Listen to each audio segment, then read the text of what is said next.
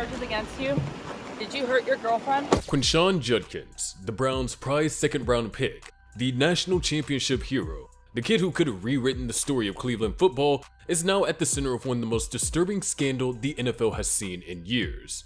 His dreams, once so bright they blinded scouts, fans, and analysts, are shattered. And it started with a fist. Caught in a spiraling case of domestic violence, Judkins was sentenced in Florida after an explosive incident with his girlfriend. The courtroom was dead silent as the verdict dropped, his head lowered, no tears, no excuses, just the cold weight of consequence. July 7, 2025, Fort Lauderdale Hollywood International Airport. What was supposed to be a peaceful getaway turned into a violent spiral. Judkins and his on-again, off-again girlfriend had just landed from what seemed like a routine trip, but something dark was simmering under the surface. She stepped away briefly, and when she came back, he was a different person. "I can't believe you. I'm done with you," he snapped. Confused and scared, she followed him outside. The rental car became a prison. Judkins, fueled by anger and family drama, revealed through a few text messages, lashed out, first emotionally, then physically. A punch to the mouth. The force of a 220-pound elite athlete against someone who posed no threat. The bruises will take days to appear. The trauma will linger far longer. It didn't stop. It never does. She tried calling his mother, sat in the back seat, created space, begged, pleaded. He didn't stop. Driving down Florida highways, he turned back and struck her again, this time in the arm, then her thigh, multiple blows. While the car was still moving, bruises bloomed. She took photos. The proof piled up. Still, she said nothing. Why? Because she didn't want to ruin his life. That's what she told the police 5 days later. She hadn't called 911. She hadn't screamed. She hadn't run. Because she believed in him more than he believed in her safety. "I didn't want to hurt his career." Those words cut deeper than any bruise. Power, fame, and promise had paralyzed her. July 13th, cops finally made their move. He was arrested, cuffed, and processed at Broward County Jail, $2,500 bond, misdemeanor domestic battery. No contact order, no firearms, a restraining order that screamed you went too far. And outside the jail, reporters, cameras, microphones. "Did you do it, Quinshon?" Silence. He walked past the noise, past the truth, not a word. Even if Florida plays it light, the NFL does not. 6-game suspension minimum for domestic violence. No contract yet signed, no guaranteed money. Judkins might not just be suspended, he might be erased. And it's not the first time. Browns defensive tackle Mike Hall Jr., domestic violence last season, 5-game suspension. Same team, same draft round, same shame.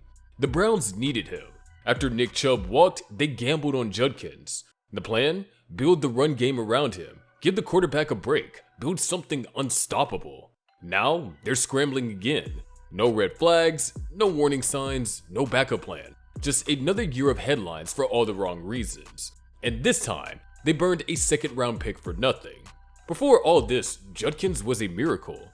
Montgomery, Alabama, Pike Road High School, state champ, MVP, over 4,000 rushing yards.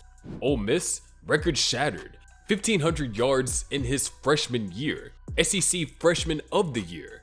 Transferred to Ohio State, led them to a national championship, 3 touchdowns in the title game alone, confetti, glory, legacy. Combined numbers, elite, broad jump, vertical, speed. Analysts called him a silent first rounder. Teams passed. Browns grabbed him in the second. They thought they had gold. He donated to his high school. He mentored kids. He talked about humility. But that's the thing about masks. Sometimes they fit too well. Behind the highlight reels and trophies, something darker was growing. Something hidden behind media training and fake smiles. I talked to 3 to 4 different people today associated with that Ole Miss program, and they're very familiar with Quinshon Judkins. And every single story that one of these people told me, they all lined up, and there wasn't any differences whatsoever. For now, at least, it's not looking good for Quinshon Judkins. It's not. Yeah, great question. Let me say it's extremely frustrating. Okay, obviously we're not communicating as well as we should, and we take responsibility for that. We have internal resources, we have external resources, we talk about it continually, and it's something that we need to do a better job on, but it is frustrating. Yeah, it's a big focus for us in the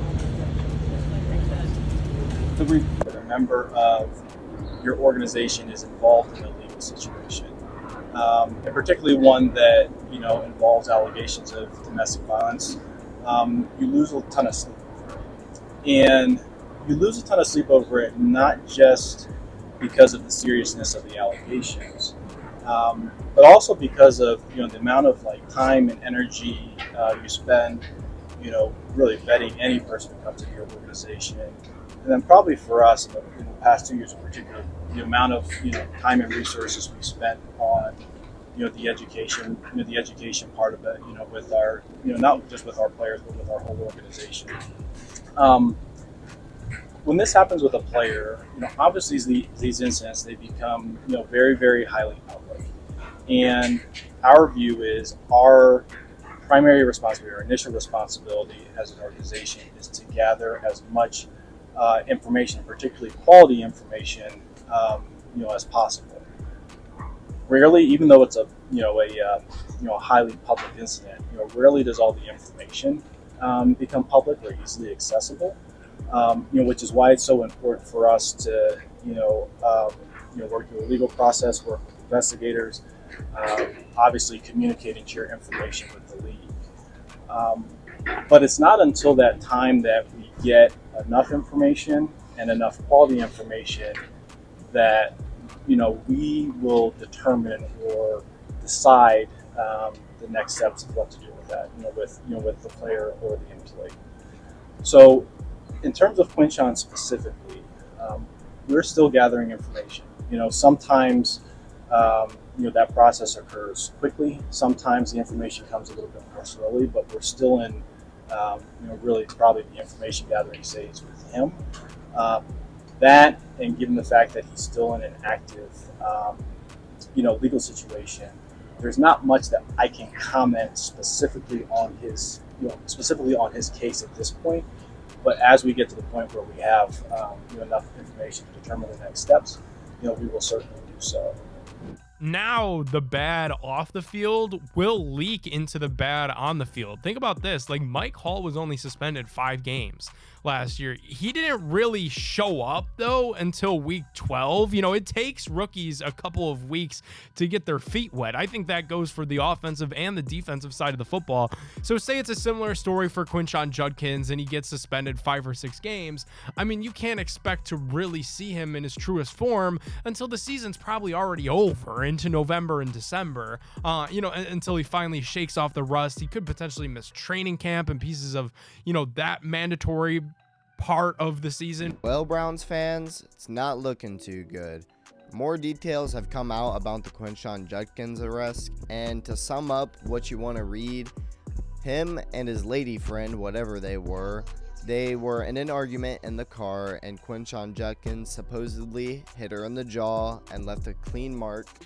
So they pulled over, she called Quinshon's mom, and then she got back into the car and got into the back seat where they continued to argue, and then he then again hit her in the leg and the arm where there were visible markings. And that is all we know so far, and it's all supposed because he's not guilty yet, although it is looking like he will be. Let me know what you guys think down below. Peace. The Architect on the ESPN Cleveland YouTube great chat name, by the way, says, and y'all wonder why athletes hate to play in Cleveland. Let the process play out prior to judging.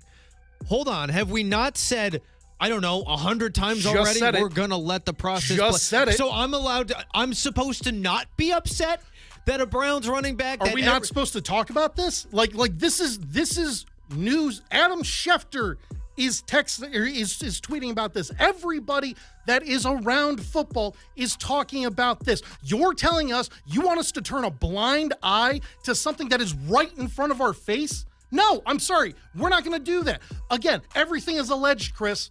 We don't know exactly what went down. We're not saying he's the worst human being I've ever seen with my own 2 eyes. I said it when he was at Ohio State, he was awesome. He was me. He was team first, not me first, team first.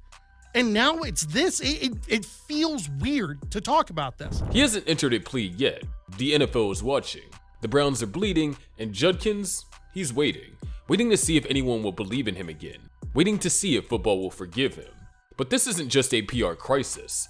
It's a warning to teams, to fans, to young stars who think success makes them untouchable.